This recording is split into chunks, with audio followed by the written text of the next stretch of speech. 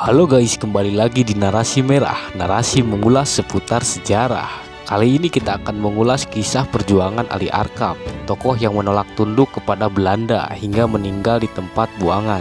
Ali Arkam ini lahir pada tahun 1901 di Asem Legi, Kewedanaan, Juwana, Kabupaten Pati, Jawa Tengah. Ayahnya adalah seorang guru agama terkemuka. Dia dibesarkan di keluarga yang religius dan berkecukupan. Ketika sekolah di Hollands Inland School, sekolah dasar zaman Belanda, ia termasuk siswa yang pandai dan rajin. Dari guru agamanya, ia menerima ajaran-ajaran Shamanisme, yaitu ajaran tentang persamaan, persaudaraan, gotong royong, dan anti penindasan.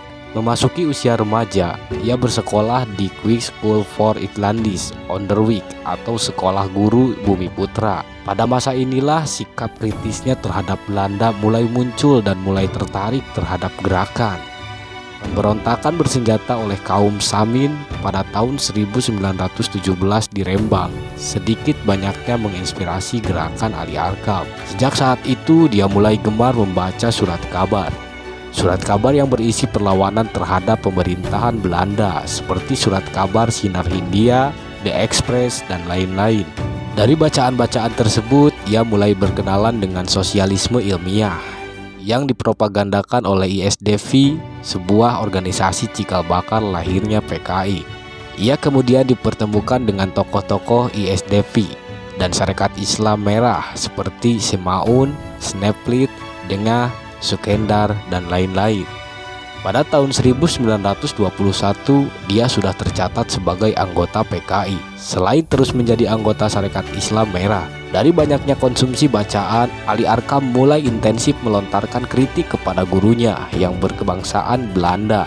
Buntut dari perilakunya, Ali Arkam diancam drop out jika terus membandel dan tidak segera memberhentikan aktivitas propaganda politiknya. Ultimatum tersebut tidak digubris oleh Ali Arkam. Ali Arkam tetap teguh pada pendiriannya hingga pada tahun 1922 ia resmi dikeluarkan dari sekolah. Ali Arkam aktif menerbitkan tulisan-tulisannya yang tajam berupa kritik terhadap pemerintah kolonial Belanda. Pada tahun 1923 dalam tulisannya ia memaki-maki kaum priai yang bekerja kepada Belanda dengan sebutan Togog, nama tokoh pewayangan yang mempunyai mental budak dan tidak memiliki harga diri. Atas tindakannya menghina alat negara serta melakukan kegiatan propaganda pemogokan buruh kereta api, Ali Arkam kemudian ditangkap di penjara selama 4 bulan. Setelah dibebaskan dari penjara, Ali Arkam semakin menjadi-jadi. Gerak-geriknya kerap diawasi polisi kolonial. Ia dianggap sebagai propagandis yang berbahaya. Pada tahun 1925, ia kembali beraksi dengan melakukan pemogokan buruh di pabrik gula Tanggul Angin. Ali Arkam ditangkap pemerintah kolonial Belanda pada tanggal 5 Desember 1925.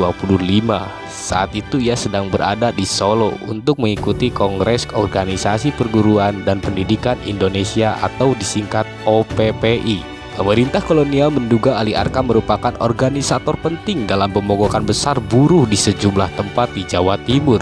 Pada tanggal 24 Desember 1925, ia diangkut dengan kapal Van der Wijk ke Papua bersama seorang kawannya bernama Marjohan. Merauke adalah lokasi pertama Ali Arkam dibuang. Ia tinggal di sana kira-kira hanya 1 minggu. Ali Arkam kemudian dipindahkan ke Okaba dan tinggal di sana sekitar 1,5 tahun. Dari Okaba, ia dipindahkan ke Tanah Merah di Bovendigul. Pada waktu itu, Tanah Merah menjadi tempat pembuangan orang-orang PKI yang terlibat dalam pemberontakan tahun 1926. Di Tanah Merah terjadi perselisihan antara kaum buangan tentang siapa yang bertanggung jawab atas gagalnya pemberontakan tahun 1926. Ali Arkam menegaskan bahwa tak ada yang patut disalahkan kecuali pemerintah kolonial yang menyebabkan rakyat harus memberontak. Perselisihan itu menyisakan perpecahan menjadi 2 kubu antara orang-orang yang masih keras berjuang dan mereka yang mulai luntur semangat perjuangannya. Karena dianggap berbahaya, sebagian dari mereka yang bersikap keras dipindahkan ke Gudang Arang yang letaknya berada di tengah rawa.